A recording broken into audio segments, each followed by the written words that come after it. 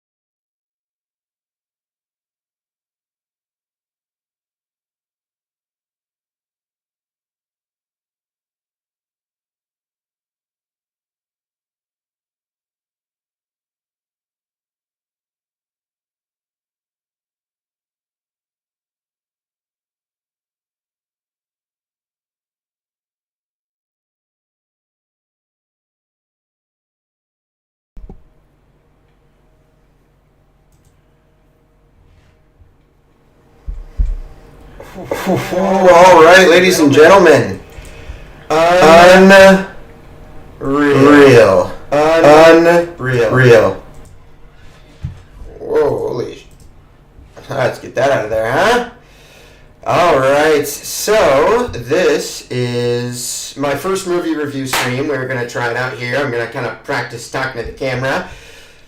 Let me back up a little bit here. There we go. Make sure that looks good. That looks good. Okay, well, we are reviewing today a French horror film called MadS, and this movie is something like, I've never seen anything like this movie before. I just finished watching it, I'm not kidding, maybe 5 minutes ago. I restarted it from the beginning. I started it last night, and maybe 25 minutes of it and fell asleep. That was a bad idea. This movie here, MadS, is one of the most technically impressive, like, attention-grabbing movies I've ever seen in my entire life. I don't know how to explain it. I mean, I just got done watching it. There were so many times where, like, my jaw was dropping. You don't know what's going to happen next. And the way that they go from one scene to the next, location to location, it seems seamless. I took notes during, and I paused the movie a few times, which is a bad idea. You cannot do that with this movie. Just to kind of give you a little bit of background on this movie, it was directed by David Moreau, a French director. He's done a few things, and we're not talking this MadS, okay? This MadS is who I want to be talking about, okay? But I feel like I'm still kind of shaking from this movie, but this is David Moreau, okay? And if you can see by the look in his eyes, it looks like he directed this movie. Okay,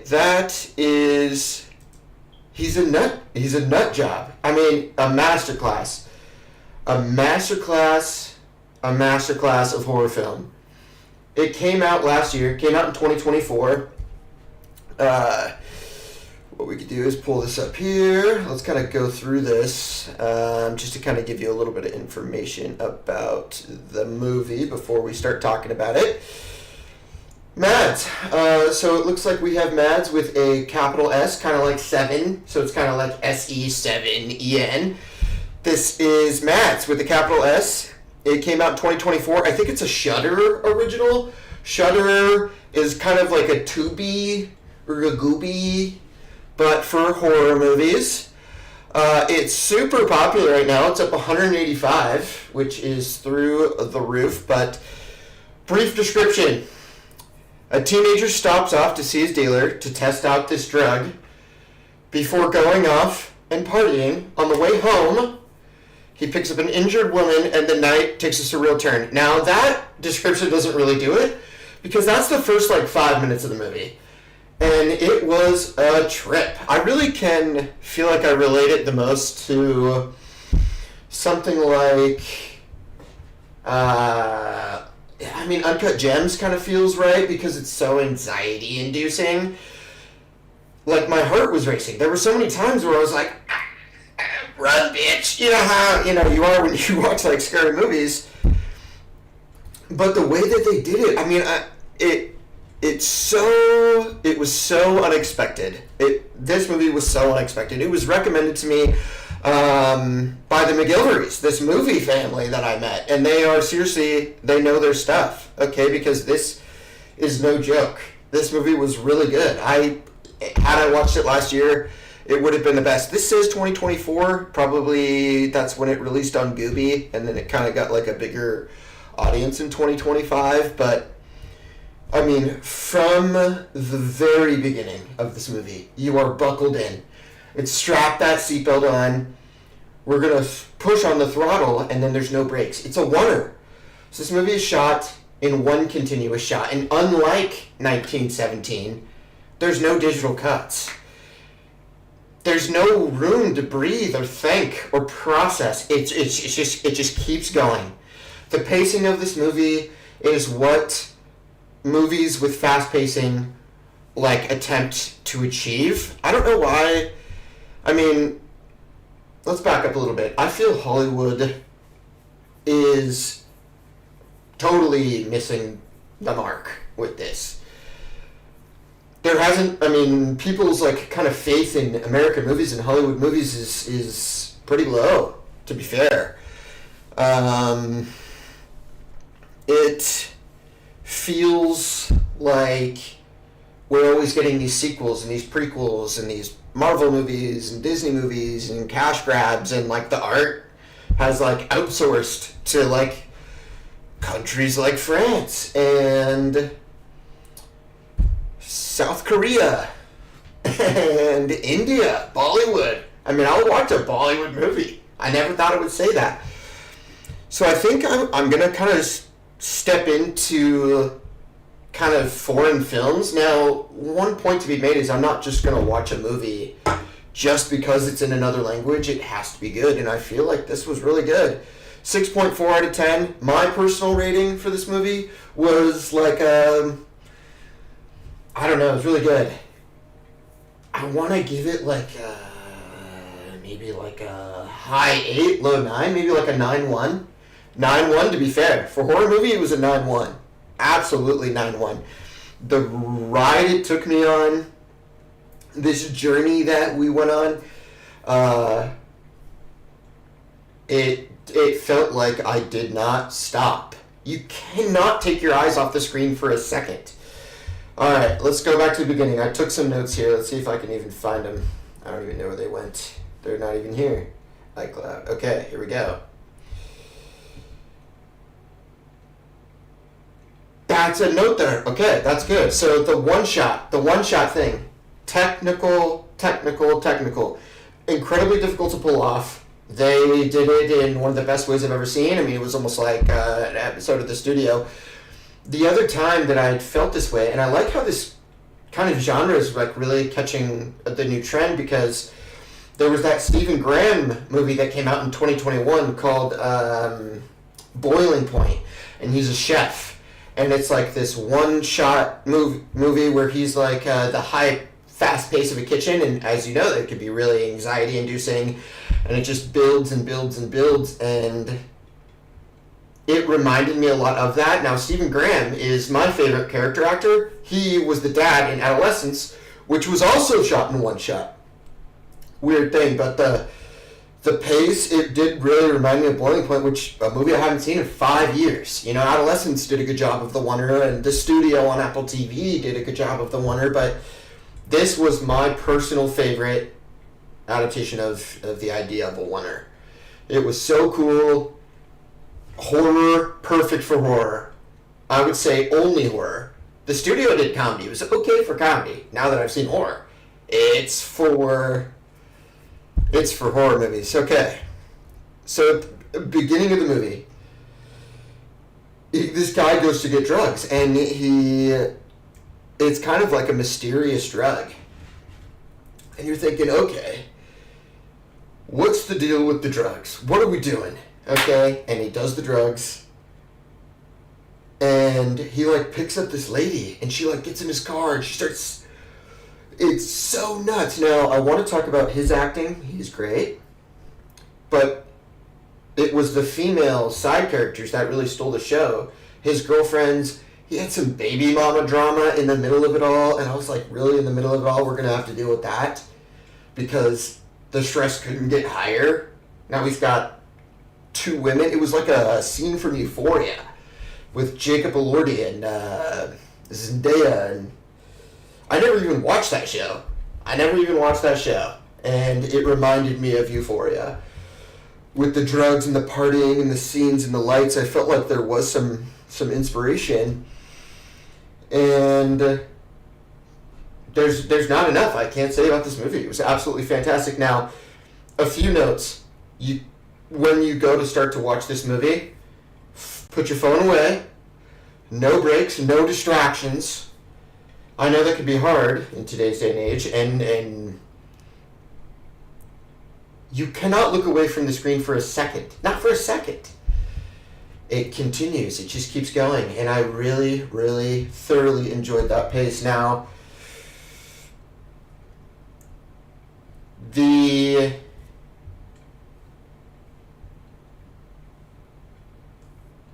transitions from scene to scene was one of my favorite things, and how they did it I thought was really technically amazing. Now, because it's a oneer and it's shot in one take, it goes from location to location, and the vehicles that they use to kind of do that is they go on a car, they use bicycles and motorcycles a few times, or like a moped, but it starts in a car, and you're with him, and he goes to the car to the house to a party back to the house on a bike. They drove a car to the house. Then he's at the party, takes a bike home, and the distances in both scenes felt the same. So it's like when he drove from his house to the party, it felt like, an okay amount of time. And then when he biked home, it also felt like the same amount of time. But in real life, that can't be the case because it would either need to be a really slow car or a really fast bike in order for that to make sense. But it flowed. He ends up biking home. And you're like, oh, he's already home? Or that's what I said. I was like, that was crazy. I didn't know he lived so close to where this party was. But when he drove to the party, I was like, he drove there. Maybe it took like a couple minutes. You're like, oh, okay. But it didn't seem. And then it follows different characters. And there was I think every time it ended up in a new location, I asked how did I get here? How did I get here? And I would have to go back and think. I was like, oh yeah, we biked here. That was really cool. The other favorite thing thing I really enjoyed about this movie was it didn't give you the narrative. It didn't have to hold your hand for the story. It took me a bunch of guesses to it took me a while to realize it was a zombie movie rather than just a drug movie or what's going on, kind of maybe a horror movie, maybe it's a ghost, maybe it's what are we doing here kind of thing. Or some sort of demon maybe, or because when you see the First Lady, she's all bandaged, she'd been taken care of, she'd escaped from some sort of ward and she didn't have a tongue, so we didn't know what was going on. And that built suspense, and I just really, I really enjoyed that. The world kind of falling apart around the characters. They don't ever talk about how the world just kind of starts coming into you. You don't have to go out into the world. You're following the sets of what seems to be high school characters maybe, and slowly, around them, the world starts falling apart. Because it's only filmed in one take, it doesn't go off to show you a segment of the news saying, world is falling apart, pay attention, like a classic zombie movie. In the background, you would just see, people being killed with guns. And that was crazy. It just, I was like, what's going on? What is happening in this world? In the background that they're not telling us. It had me asking that question. Rarely does that happen. Masterfully done. Masterclass. No feeding of the narrative. Something I wrote down. There's a few solid scenes in this movie that I really liked. There was the first scene, the intro scene, call it the pilot episode. The attention grabber, the hook. It is unreal. It only just gives you questions. There's questions. It gives you so much. And you have to sit there and be like, what is going on?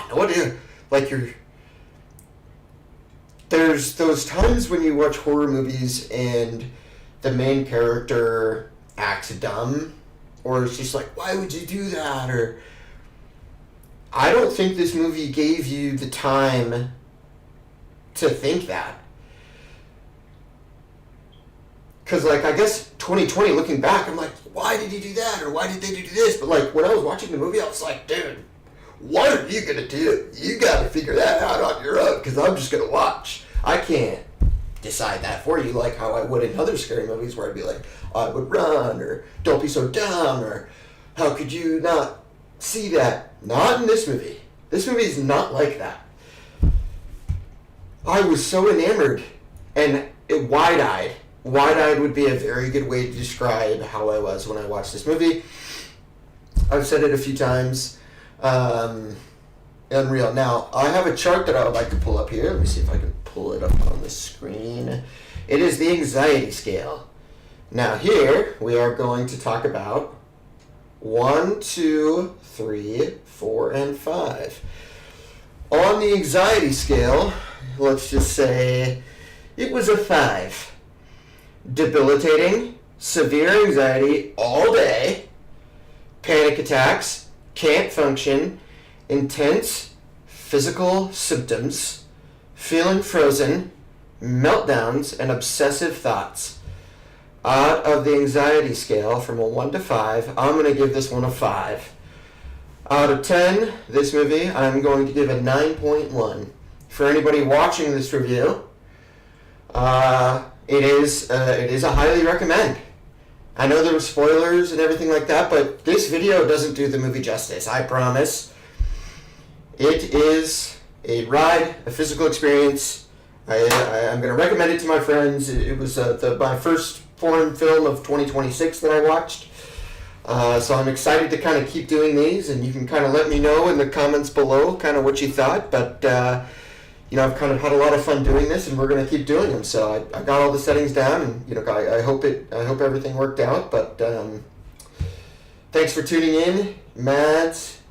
Let's pull that up one more time here, just so I can show everybody. MadS, the French horror film. Go and watch. I got it on AMC Plus, coincidentally. But if you don't have that, check it out.